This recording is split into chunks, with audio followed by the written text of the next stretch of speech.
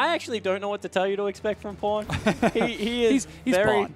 I'm going to say inconsistent, but in the best way possible, because I don't even think Pawn knows how he wants to play the game. Sometimes he just farms, other time he wants to kill you.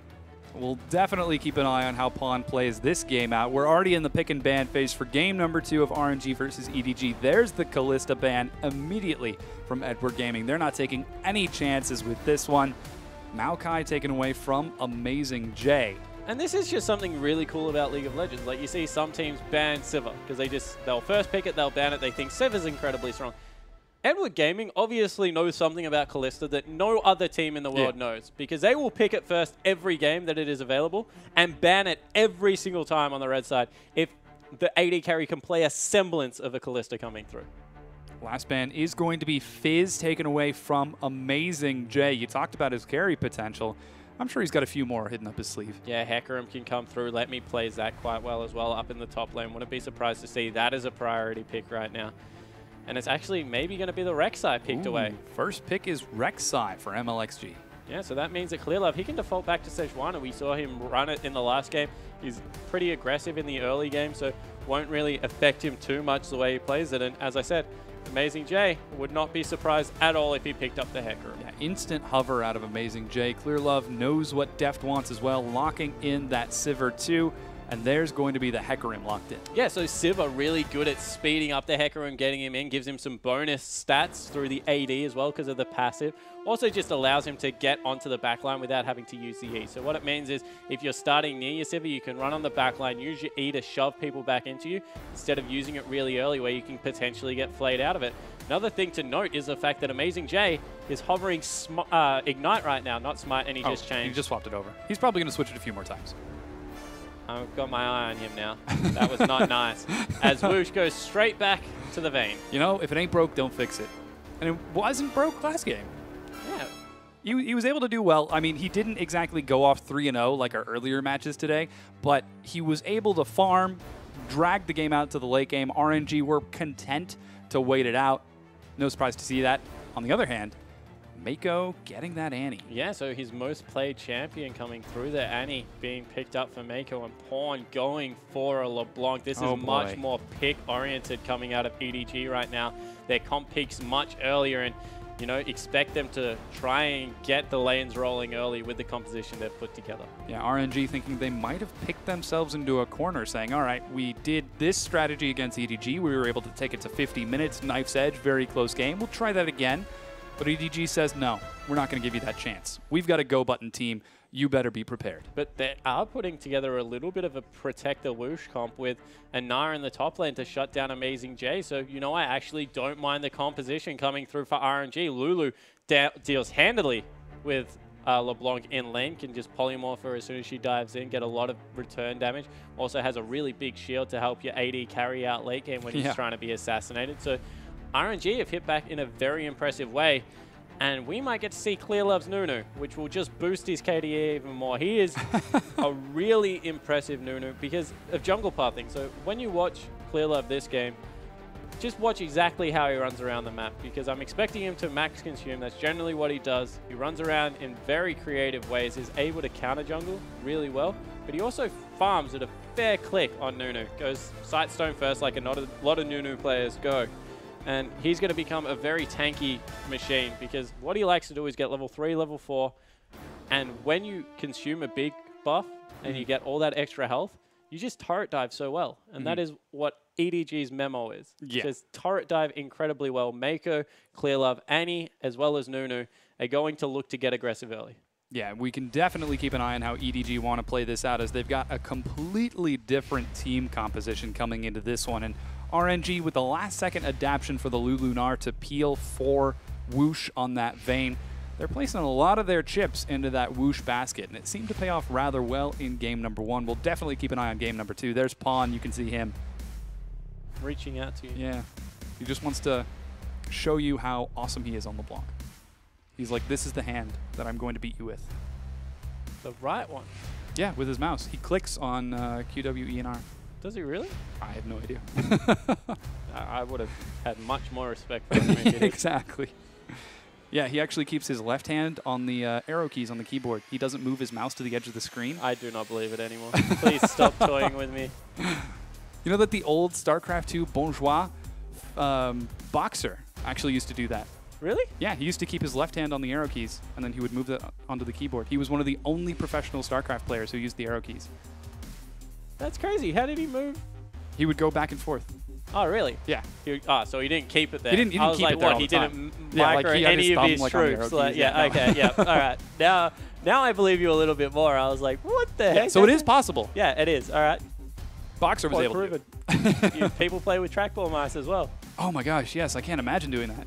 I've never used one in my life. I don't even know what it's like. I feel like that would be uncomfortable. I had to Wouldn't have that- it explained to me. Who was it in the EU LCS that used to do it?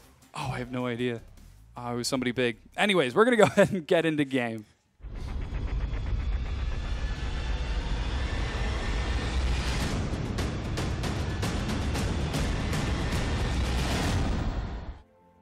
All right, and we have now loaded back onto the Rift. It's RNG versus EDG for game number 2. And we do have a very aggressive play out of EDG right away. It was Creaton. Anyway, so yeah, deep wards start coming through from EDG, making sure that they can spot out if there is going to be a lane swap. See Mako running around with that stun fully charged up. But doesn't look like much is going to come of it. Instead, they will be heading into an early lane swap. Yeah, a lot of respect for RNG for the EDG level 1. There's Hecarim, Nunu, the chain from LeBlanc, and the AoE stun from Annie. Not a chance RNG are going to be caught in a wonky situation, especially after the cheesy play in game number 1. Gosh, that feels like ages ago. Yeah, with Bard, that was fantastic, wasn't it? Let me not window shopping here. He sees Deft and Mako coming in for a very aggressive push here. They're actually starting the blue buff as Mako zones them away. Clear Love with the invade. They're going to steal this. Yeah, that was really cute play coming through as a very late invade. They're going to be able to take that one away. It will just mean a 2-buff start for both people, but Mako, he's not done. He's in mid lane on Xiaohu. Bit of a tricky situation. The flash is burned. Xiaohu Ignite ticks. Pawn gets first blood. Yeah, so all of a sudden, you don't have to worry about one jungler in the lane swap. Mako running around with Annie. Flashes, gets a great stun through there. Doesn't have to burn Ignite, so you can expect him to come back. However, let me the real winner out of this, because he'll actually get some farm. Oh my gosh. When's the last time Anar was able to get good farm early game in a lane swap? Yeah, exactly right. So, you know, they had the counter matchup. Amazing Jay would have been really disliking life if he had to go up against Anar with all of the range Terrassa can come out. So instead, they throw it into a lane swap situation, pick up first blood on Pawn, who's gone back and grabbed another ring. So he's just going to look to bully Lulu early. And I said that it's a good lane for Lulu. If you give first blood to LeBlanc, no lane is good anymore. That's going to be a brutal matchup for Xiaohu. He is luckily playing pretty defensive on that Lulu. Well, he will be now. The blue buff has not yet been taken away from EDG. That's still on their side of the jungle. Both of the junglers and top laners are setting up for a potential dive. However, they're going to dive mid lane most likely. You can see that they've got 3 members behind Xiaohu. I would expect Pawn to push here comes up Mako here. once again. Is he going to find Xiaohu? The stun lands. Pawn looking for the dive. Chain lands as well. They zone it from the side and pop right on back. I actually can't believe that Clear Love is walking back into his jungle, because they have right now the ability to be able to just continually run from behind turret, because he has no wards. Like, they know he has no wards. He's got a sweeper and no wards in his inventory. So there is no ability for that Lulu to get vision on the top side of the map. And you saw that repetitively they were just making him pay. Xiaohu not feeling so hot about this one. That's his second recall, well, I guess first recall after his death. He's level 2 to Pawn's level 3. The wave is even freezing in Pawn's favor. Everything is going EDG's way with this swap. Yeah, and I said it in the IG matchup, if you cast your mind back. If you can force someone out of lane twice with LeBlanc, it's the same as killing them. So right now, Xiaohu's pretty much died twice because of the level advantage. Ooh, flash knockup. They find Mako. He's pulled under the turret. Will they trade the support over? They do. MLXG secures the kill. Yeah, so able to pick that one up. Very nice gank coming through from MLXG, catching EDG off guard. So in the end, they will be able to pick back a little bit of respite, maybe push Deft off some CS up there, get Nar going. But overall, this early game is quite heavily in EDG's favor so far. RNG do have Whoosh on the bottom side of the map free farming. He is pushing that wave up just a bit, though Amazing J will make it there in time to catch it. He's even got a Trinket Ward to spot out Clear Love, so he's playing safe. Deft might be caught out here, but gets behind his minion wave in time. Yeah, that's a lot of creeps. Early game, if you gave me like 5 caster creeps or a support, I'd nearly take the caster creeps. They just do ridiculous damage, and you see that they've broken the freeze against Woosh here, shoved it into the turret. Might even be able to get an early dragon if they want to. There is some roaming coming out. Pawn, as he looks like he might try to catch someone. MLXG's on that side of the map as well. He sees the Raptor camp. The Raptor. Is he going to go for the steal? Smite was used. Oh, no! Oh, he gets it too.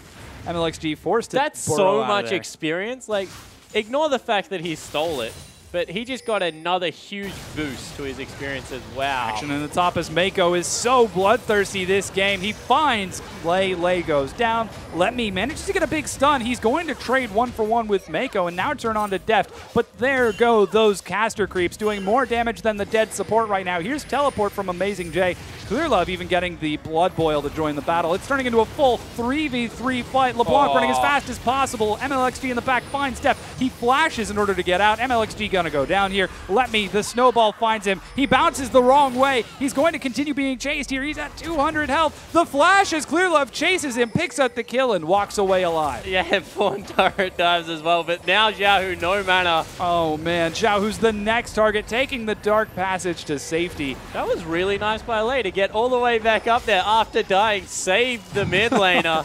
And wow, EDG, we talked about how they play the mid and late game so well with Pawn and Amazing J on the lineup, looking to continue their dominance in the early game. Amazing J doing such an excellent job roaming up with the rest of his team. That teleport helping so much, while Woosh does have the wave bouncing against the turret. That first turret is going to go over to EDG as they take that top tier 1. Yeah, and Amazing J doesn't want to let the wave freeze, so he's going to continue to push that one through, see if he can get it shoved. Needs to be careful because MLXG is up on that side of the map.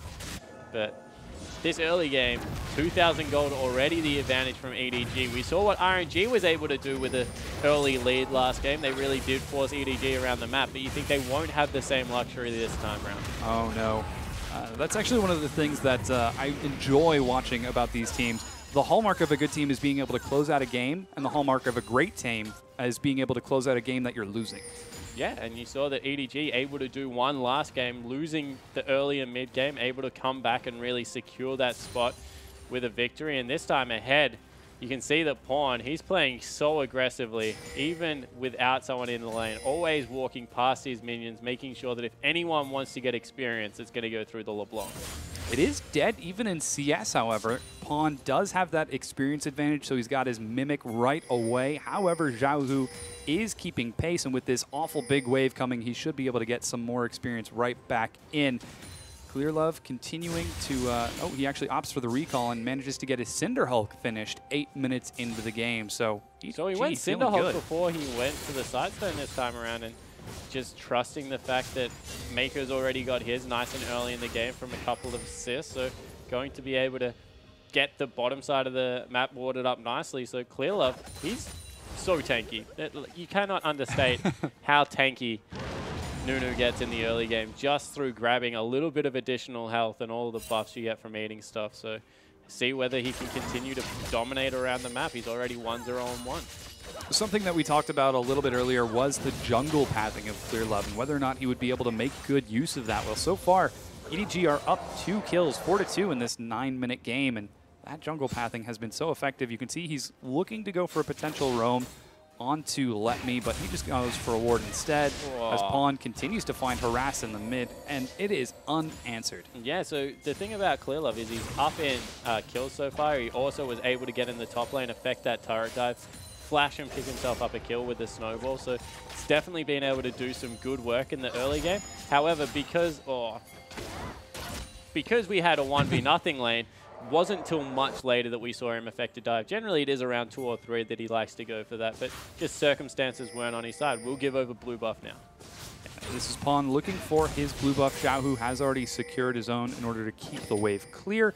And currently, RNG have got the 4 members of their team on the bottom side of the map, so Dragon could be a possibility. In fact, I think our MLXG might be trying to solo it. Yeah, you saw that he went over the back wall as well. Let me so close to Meganar. He needs it. Oh, but he isn't going to get it in time. Amazing J with the solo kill. Yeah, that is not good news coming through for Let Me, because as soon as that can happen, it means that the counter matchup that you pick is in shambles. As Pawn, he tries to go in for some harass. Oh man, the hook misses for Lei. Mako still heal is burned from Deft to get through the Ignite, and everyone's still alive. But the moment they see MLXG on the top side of the map, EDG collapse onto the Dragon. Yeah, but everything was used out of the RNG bottom lane. 2 flashes, an Ignite, a heal. They really lost that trade because Whoosh was one that took all the attention, whereas Mako took the attention on the other side of the map. He had more consumables. So in the end, EDG pick up the Dragon, and Deft, even though he's 10 CS behind, sitting very nicely at 2-0-1.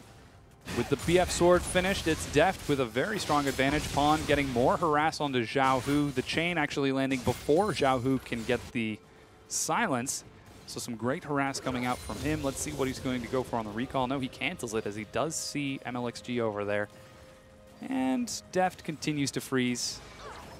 The big thing for me is keeping an eye on Whoosh. He is the late game hyper carry. This is a protect the Whoosh composition. Can RNG last that long?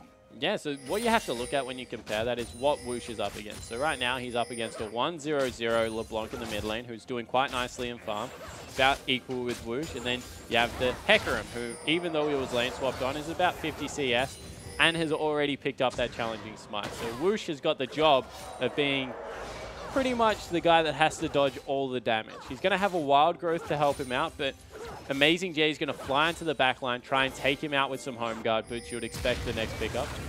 MLXG with the flash finds Clear Love, but he is so tanky. That was an interesting life choice to try and flash onto a Nunu. Ooh, Lei lands the hook onto Mako, but sees he's got the stun charged up and decides against it. Yeah, so doesn't want to go into that one. And this is... Oh, that's the longest snowball of all time. It's going. It's a unique snowflake. There's another gank went into the bottom lane. Ultimate was burnt by Deft this time around. They're going to look for a dive down here as well. 4 members collapsing. Yeah, this is EDG on the offensive once again. They're up 3 kills, looking to increase that number. Here's the teleport. The Flay comes in. Mako with a 3-man stun. Whoosh is destroyed. Lei gets followed up. Onslaught of Shadows as it's a clean dive. Nobody from EDG has fallen just yet. That's 4 kills for EDG. Yeah, and Let Me, he chose to teleport in, had a little bit of a wave building in the lane, but instead a 3-man Mako ultimate came through, cleaning up that bottom lane. 5-0-2 now for Deft. And Pawn, he's going to be able to get to mid lane in time to cut the wave off. Oh no, Xiao Hu going toe-to-toe with Pawn as he's going for the full combo. Mimic Chain comes out. Here comes Rek'Sai to join the battle. The Flash comes out, and Pawn still gets the kill onto and look how confident he is. He's turning around and trying to serve it up to MLXG now. They grab the bottom lane turret as well, so 2 turrets fall down in that lane. Def goes back. Infinity Edge as well as Zeal now finished up. And this is the thing about Vayne. Vayne is great if you get to Blade of the Ruined King equal, but it's not an equal fight. Infinity Edge Zeal, he cannot fight Deft at the moment. Oh no, Deft is an absolute monster. 5-0-2, half of his team's kills, the other half is on Pawn. Well, third, I suppose. This is a very scary team, and now MLXG looking like he might be soloed by Amazing J. He went Sheen second after the Cinder Hulk for so much damage. Clear Love even going for the snowball. MLXG goes down. Yeah, Amazing J picks another kill up for himself. He's going to get further ahead off that. All of a sudden, wave clear not going to be much use for Xiao Hu as he's now looking to be dove by the Annie Nunu combo. You see them hiding over the wall. They're going for it. Xiao, who's in a tough situation, takes the Dark Passage. But another turret will fall. Like, yeah, he gets away. He doesn't die. Fantastic work there to avoid the gank because it could have been much worse. But EDG are still going to push through and crush down the structures, grab themselves a blue buff, which Pawn's permanently had, by the way. Bamey looking on enviously from row 3. Yeah. But EDG just looked like a completely different lineup in this early game. Yeah, if the last game was a calm, patient game of chess waiting for the late game tactical maneuvers and mechanic battle, this is a significantly more intense game. This is like NASCAR. This is so fast. EDG are bringing the heat, and this time it's RNG who aren't responding. What's a NASCAR? NASCAR? It's oh my gosh, that's an American thing that you don't know. NASCAR is a sport where you drive cars really, really fast, faster than other people. Oh, like V8. It's a racing, like V8, exactly. Welcome to Australia. Yep. Welcome to America. NASCAR. Okay, something fast, something furious. What? I'm trying to come up with a better analogy. Yeah, no, that's fine. Let's leave it there. For trying to creep in, he has been spotted out by a really nice ward. Mako also joining him, although MLXG... Oh, no. Oh, Mako doesn't get the stun over the wall. Yeah, I think he got his Moby Boots popped there. He's already got the Distortion enchant, just to make sure Flash Tibbers is up even more often. And, you know, the whole of the lineup here with a split pushing Hecarim on the bottom lane, now going second item Trinity Force, as you pointed out. The game is just accelerated to the point where RNG don't really have many good choices left in how to fight. And oh my goodness, Xiaohu, run! Oh no, don't do it, Xiaohu! The Glitter Lance missed. Oh, he doesn't fall for it. Goodness gracious, that bush must be so terrifying. Every bush is terrifying right now. Look at the lack of vision they have on the bottom side of the map. Dragon up in 20 seconds. There is no way RNG approach this without dying. Look at their vision on the map right now. They're consolidated to a single quarter of the map. Not half, as an equal team would be, but just that tiny little bit. And even Let Me on the top side of the map is afraid to push past his own blue buff. He does have teleport, however. Something's telling me that RNG won't want to fight for this. Yeah, no, definitely not. Last time Let Me used his teleport, he died. So yeah. And it's right on cooldown. He regrets that decision. Oh no, but Amazing J might have something to say for that. He doesn't have teleport, but if he can kill Let Me, it won't matter as he goes toe-to-toe. Not to mention the fact that Let Me's not going to fight down there, so he's just going to die. Gosh, yeah, Amazing J with another solo kill. Dragon number 2 is secured. EDG are running away with this game. And Amazing J is just a completely changed top laner on this EDG lineup. All of a sudden, because there's pressure everywhere, he's just able to solo out, get as much farm as he wants, play that aggressive playstyle that he wasn't able to play in the first split. And yeah, it's just really impressive to watch. EDG playing in a style very reminiscent of their performance at MSI by going hyper-aggressive, turning up the heat and fighting over every little detail, punishing every single creep. Xiaohu, he's only down 11 CS, but man, he's probably way down in gold. Yeah, so this game is just, yeah, there you see it, gosh. 1700. It's 17 minutes into the game. He's been down 100 gold per minute. That's a lot. Yeah, yes, it is. That's a result. And it's not just him. You see Deft, he's on 2 items compared to just 1 and Boots 2 coming through for Woosh. And the whole of the EDG lineup just enjoying the fruits of their labor right now. They've knocked down 4 structures to 1. Amazing J might look for the 2v1 down here. He got a little antsy. Woosh ends up spotting him out. He hasn't got his ultimate available. That's what he's waiting for. So instead, he's going to let Woosh push this out. There is no turret on that side of the map, however. EDG respond by sending a shove to the top tier 2. Yeah, and the AD carry is higher level right now than the solo lane. You see all the wave clear coming through from that static shift. Sivir doing some work in that lane, going to be able to get another turret. Ooh, Pawn actually did miss that one, so he is in fact human and not a scripting robot, but he didn't miss that one. Xiaohu looks like he's in a bit of a bad spot here. Pawn with another kill. Yeah, so Pawn able to pick up one more there, committing to this push. The base race coming through from RNG. It's a confident play. They're getting some good damage across. MLXG is going to zone the wave out of there, but what's the trade-off? A tier 2 turret for No, they're going to keep going. Just push it the whole way.